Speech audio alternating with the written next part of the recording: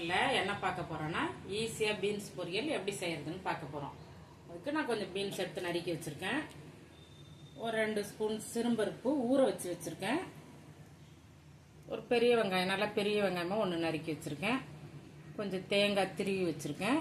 ஒரு பச்சை மிளகாயும் சீரகமும் போட்டு இடித்து வச்சுருக்கேன். கொஞ்சம் கருவேப்பிலை வச்சுருக்கேன்.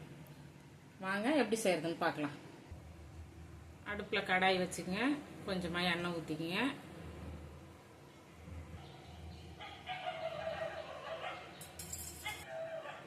கொஞ்சம் கடுகு போட்டுக்கிறேன்.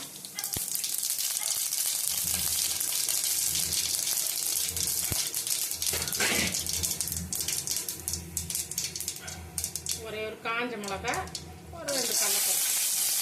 சும்மா கலராக தெரியுது, பச்சையாக இருக்கிறதுக்காக தான். இந்த காஞ்ச மிளகா நம்மளுக்கு வேணா சேர்த்துக்கலாம், வேணாட்டி இல்லை. கூட இந்த கருவேப்பிலை சேர்த்துக்கிறேன். கூட இந்த வெங்காயத்தை சேர்த்து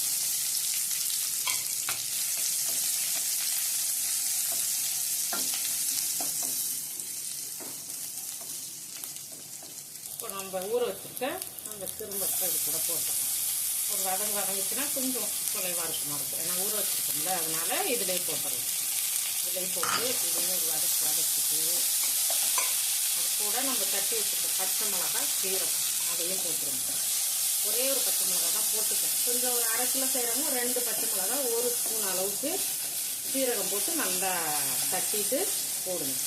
நறுக்கி போட்டால் வாயில் அந்த பீன்ஸ் கலருக்கும் பச்சை மிளகாய்க்கே தெரியாது. அதனால தட்டி போட்டுட்டா அது நம்ம சாப்பிடல தெரியாது. இந்த அளவு வந்தோன்னா நம்ம பீன்ஸ் போட்டு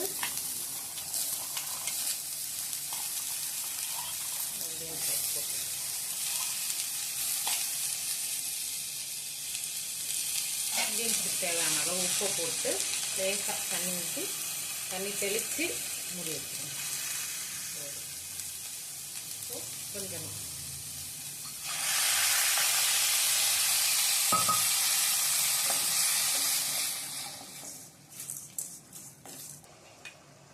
ஒரு 5 நிமிஷம் மூடி வச்சிடலாம். நல்லா வேகட்டும். வெந்தோடனே தேங்காய் போட்டுக்கலாம்.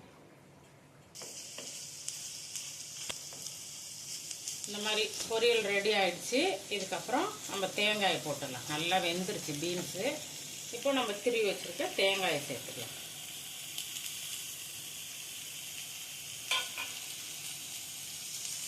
தேங்காய் போட்டு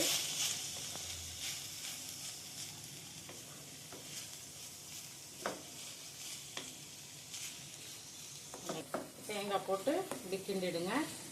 பொரியல் நம்ம வீட்டு பீன்ஸ் பொரியல் ரெடி ஆயிடுச்சு. நீங்களும் செஞ்சு பாருங்கள். வீட்டில் பீன்ஸ் பொரியல் எவ்வளோ ஈஸியாக செய்யலாம் அப்படின்னு செஞ்சு பாருங்கள்.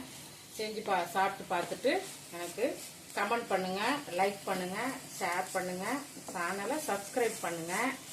சின்னதாக வர வீடியோ கூட உங்களுக்கு வந்துக்கிட்டே இருக்கும். தொடர்ந்து பாருங்கள். நன்றி.